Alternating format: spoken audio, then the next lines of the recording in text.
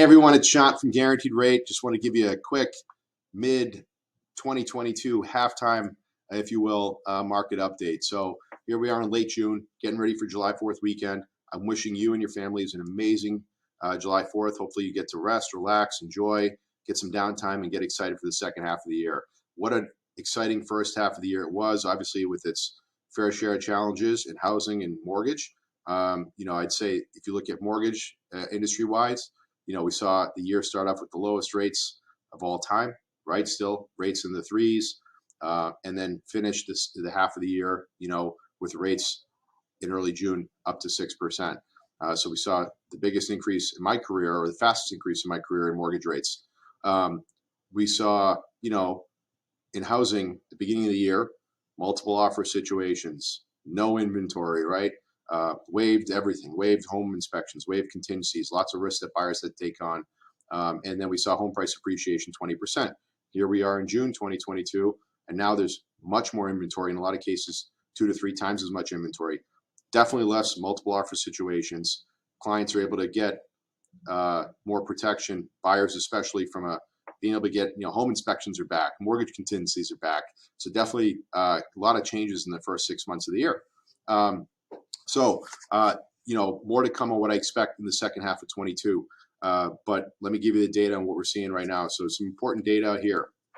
Mortgage applications, here's where we're at so far. They're down 10% year over year. That's mostly due to a lack of inventory for most of the year. So what causes consumers to apply for mortgage? They see a house, they get interested, they put themselves in the market. When there's not as much inventory, people apply for mortgages less. So that's definitely one of the reasons mortgage applications were lower. Year over year, when you're comparing June 2022 versus June 2021, purchase mortgage applications are down almost 24%. Now, why that's changed year over year is multiple factors, in my opinion. One, home prices have appreciated 20%, so affordability. Mortgage rates have gone up from 3% to 6%. Last year at this time, we were at all-time lows. So that's also impacted affordability. And then a little bit of buyer burnout with all those multiple offer situations we were seeing, bidding wars, waiving all this. It was a lot of buyers just got kind of burned out. And then on top of that, you saw economic instability in terms of stock markets, inflation talk, like all this stuff going on. I think a lot of people are saying, you know what, I'm just going to hold off and see how things kind of shake out here. Anytime you start talking about shifts and change, it creates people to pause. And that's definitely what we're seeing a little bit in June. Okay. Refinance activity, it's down 80% year over year. So why it's down so much? Most of our country got their refinances. In fact, some of our consumers refinanced 2, 3, or 4 times. Okay. We're still doing a lot of refinances. What we're seeing from a refinance standpoint is need-based refinances. If you have to get a divorce and you need to buy out your spouse or somebody else on title, you got to get that refinance done. Home improvement projects, which we're seeing all across the country as people have record amounts of equity to utilize and help their financial situations improve. Debt consolidation, paying off high interest rate credit card debt, student loans, all those type of things. So if you have a ton of equity, which U.S. consumers do all across the country, and you want to utilize it to improve your financial situation, or you want to see what your options are, we're happy to talk to you about that. Adjustable rate mortgage products, we're seeing them on 10% of transactions right now, the highest in my career. Okay, why are we seeing more adjustable rates? Well, fixed rates went up, home prices have gone up, so borrowers are looking at alternative avenues to try to improve their budget. An adjustable rate mortgage is a great option for that. Obviously, there's tons of consumer protection. They're not the same products that created a housing crisis back in 2005, 2006, 2007 that were popular, that created some issues. There's tons of consumer protection. There's tons of compliance. We can explain them to you. We can explain the pros and cons, the risks, the rewards. In a lot of cases, we have clients really happy with the products. I think what's important is to understand what your goals are in terms of your home search, understand what your budget is, and understand what type of products are out there that can help you accomplish both those things. From a mortgage standpoint, the average 30-year fixed rate right now, good news. First time in months that I've gone on here and said rates have come down. So everybody thinks that rates actually went up when the Fed raised rates a couple weeks ago, which I'll talk to in a second. But that's actually not what happened. When the Fed increased rates by 75 basis points just a few weeks ago, mortgage rates immediately started coming down. And I'm happy to report that the average 30-year fixed rate, which was 6.25% a couple weeks ago, is now down to we're seeing conventional mortgage rates in the 5.5 to 5.75 range on a 30-year fixed rate with somebody with great credit. on a primary residence. We're seeing jumbo mortgage rates still really amazing in the high fours in most cases. We were able to lock people in this past week at 4.5, 4.6, 4.75. So jumbo mortgage rates on 30-year fixed rate products are also still amazing. So historically speaking, obviously rates are not as low as they were 2020 and 2021, but they're more, I mean, and they've certainly gone up fast. But historically speaking, they're still great. Money's still relatively cheap. And on top of that, I think, in my opinion, we've seen the worst of the rate increases. Now, certainly there's data that could come out that could totally change that, but I don't think that rates are headed to the 7s and 8s, in my opinion. I think we're going to kind of hovering in this 4 or 5, maybe low 6s range for the rest of the year. But I think based on some of the actions the Fed's taking, we've seen the worst of the increases. So what is the Fed doing? So the Fed is definitely in a rising rate environment, okay?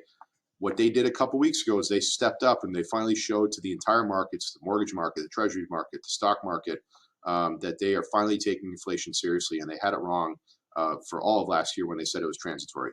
So why is the Fed raising rates? Well, they're raising rates to fight inflation. And inflation was caused by economic stimulus due to the pandemic to help get our economy through that. Fed policy, probably overdone, buying mortgage-backed securities and treasuries up until 3 months ago, which probably wasn't necessary.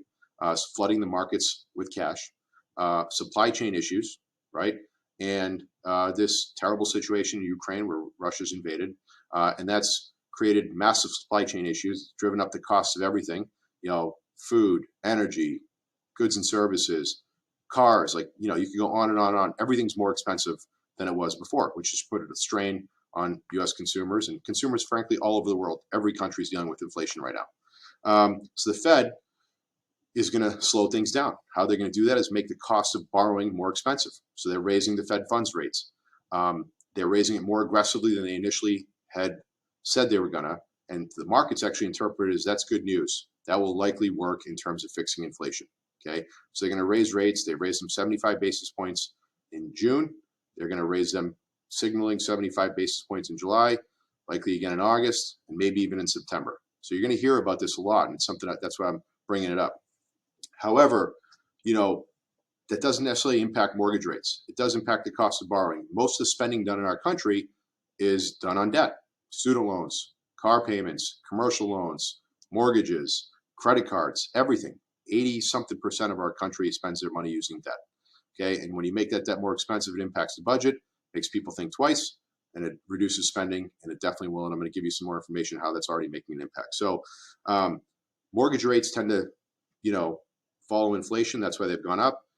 As the Fed policy kicks in, inflation will get under control. You'll start seeing some of those numbers come down, and I think mortgage rates are going to come down with it.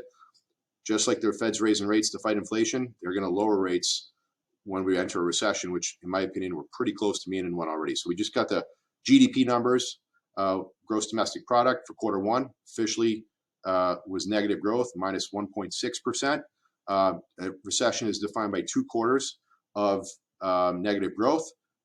Analysts are all calling for, and economists are all calling for either zero growth or negative growth in quarter 2. So that means we'd be in 2 quarters of negative growth for GDP. Technically, we'd be in a recession. The other thing that indicates a recession is unemployment numbers starting to go up. Now, that hasn't happened yet. Unemployment numbers have been going down. Okay.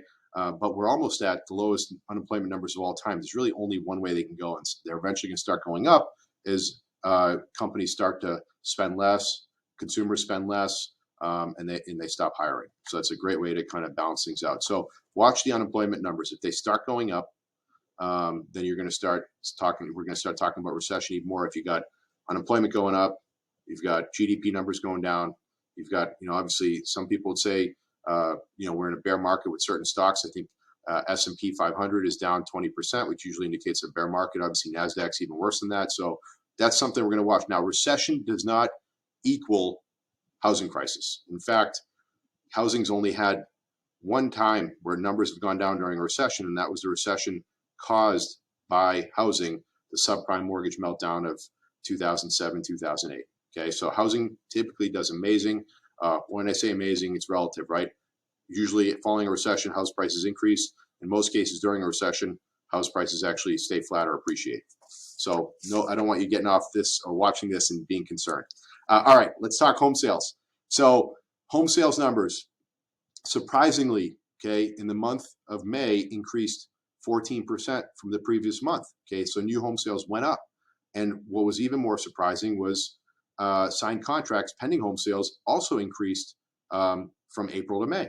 Okay, so business is happening now. How could you might be thinking, well, how come people, you just said purchase applications are down year over year, purchase applications are down year to date. How can more deals be happening? It's because more inventories come on the market and more buyers are winning because there's less bidding wars. So transactions are actually happening. We're absolutely seeing that. More of our clients are starting to win because the houses are sitting on the market a little bit longer. There's less intensity in terms of bidding.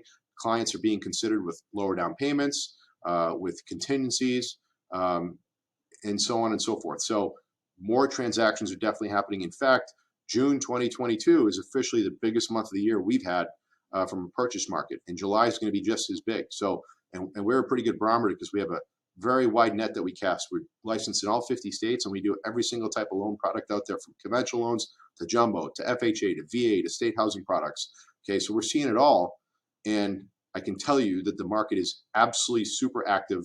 And I think we're going to continue to see that for the second half of the year because more inventory is going to come on and there's definitely less bidding wars. So I think it's going to be a much better buyer's market second half of the year, although it's still a seller's market because inventory's still not enough. There's way more demand than there is supply, but we're going to see a lot of transactions happen in the second half of 2022. Okay, so the pending home sales was much stronger than expected. That surprised a lot of people. I wasn't surprised because I'm living it and seeing it all day long. Okay. I'm not going to say that higher home prices and higher interest rates haven't impacted things. They absolutely have. But what's leveled the playing field is income has gone up almost as fast across our country. According to Bureau of Labor Statistics, income's up anywhere from 8 to 10% year over year, right? So consumers are making more money as their employers are paying them more to incentivize and attract workers. And that's certainly helping with the budget to stave off higher home prices, higher interest rates and, higher inflation, which is costing goods and services to also increase, but income's going up pretty fast as well, and that's certainly helping. Okay, one thing to keep an eye on, what I've noticed is inventory is up almost 2 to 3 times what it was earlier this year. So I think that's going to be a good thing. Now it's up for 2 reasons. Let's talk inventory real quick. Why is inventory up? One, because sellers are rushing to get their homes in the market to try to sell for these unbelievable prices that have now been created out there. So sellers I want to put my house on, I want to sell it for these prices that other people are getting, which may be not realistic. And 2, homes are definitely sitting on the market, so they're not getting gobbled up as fast. I'm seeing certain towns that we do business in. A few months ago, there was 3, 4, 5 houses on the market, maybe sometimes 1 or 2. Now there's 20 or 30 houses on the market. So something to keep on. But we are not the housing market is not in a bubble, okay? The housing market is definitely not in a bubble, okay? And here's 3 reasons why. Super, super low inventory. There's way more demand than there is supply. There's tons of people out there that got boxed out of the market in 2020 and 2021. Okay, they're still looking to buy homes. Okay, what happened in 2007 and 2008?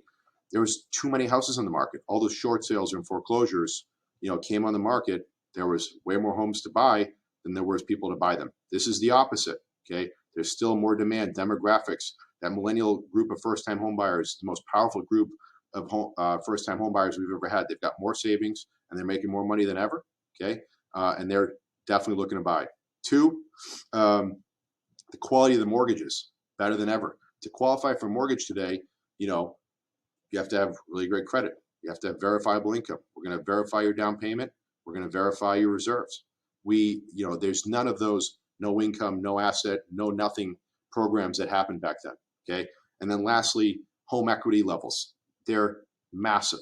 Okay, I think I wrote down here, there's $28 trillion of home equity, an all-time record. So if somebody ever does get in trouble, they're not going to get short sold or foreclosed on. They're going to put their house in the market and somebody's going to buy it. And they're going to take that equity, they're going to pay off their mortgage, and they're going to keep that cash for themselves. So back in 2007, there was only there was $12 trillion in equity in homes. There's literally more than double the amount of equity in homes this time last year. So, and then lastly, 2 other points, why I also think we're not in a housing bubble. One is, there's a lot of inflation talk. Well, housing's a great hedge against inflation. And 2, okay, rent prices are going through the roof. So rent prices, to kind of give you some idea of what we saw so far this year. In 2018, rent prices went up 3%. In 2019, 2%. In 2020, rent prices actually went down 1.5%. In 2021, rents are up 18% year over year, in some markets even more. Okay, nothing motivates a first-time home buyer or any potential home buyer out there to get into a house where they can pay principal, get an interest deduction, create equity, which is a wealth creator, right? Or gain equity, which is a wealth creator. So there's a massive income.